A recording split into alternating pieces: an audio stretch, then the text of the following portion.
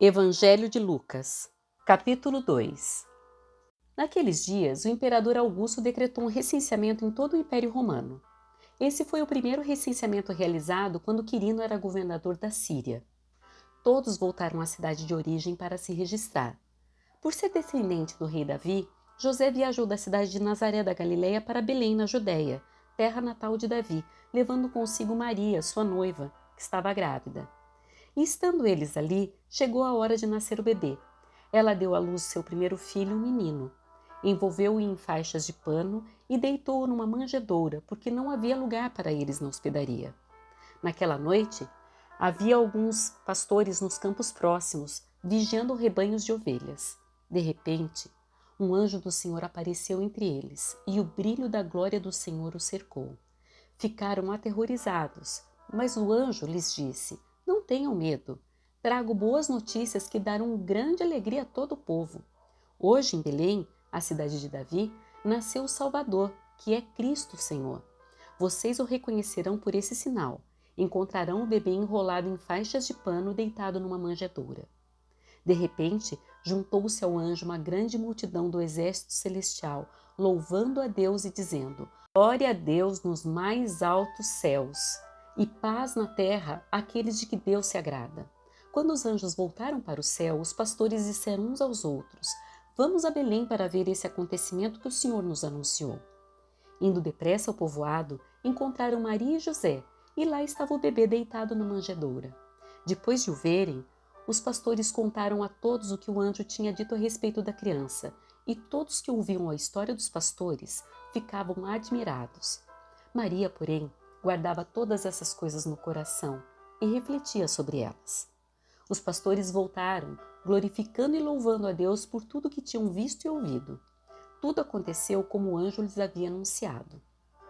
8 dias depois, quando o bebê foi circuncidado, chamaram-o Jesus, o nome que o anjo lhe tinha dado antes mesmo dele ser concebido. Então chegou o tempo da oferta de purificação, como era a exigência da lei de Moisés.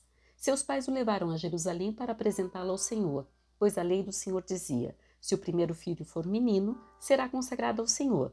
Assim, ofereceram um sacrifício exigido pela lei do Senhor, 2 rolinhas ou 2 pombinhos. Naquela época, vivia em Jerusalém um homem chamado Simeão. Ele era justo e devoto e esperava ansiosamente pela restauração de Israel. O Espírito Santo estava sobre ele e lhe havia revelado que ele não morreria enquanto não visse o Cristo enviado pelo Senhor. Nesse dia, o Espírito o conduziu ao templo.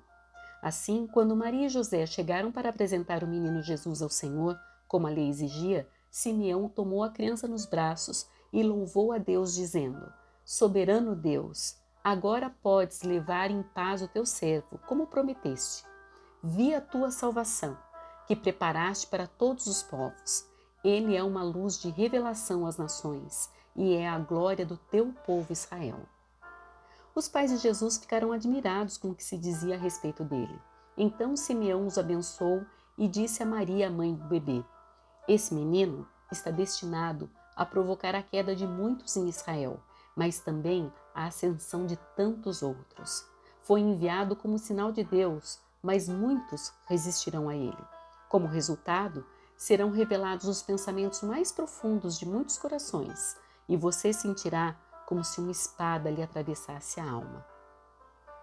A profetisa Ana, filha de Fanuel, da tribo de Azer, também estava no templo.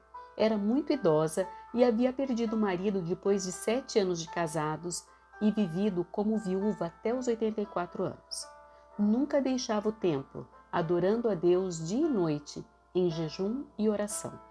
Chegou ali naquele momento e começou a louvar a Deus.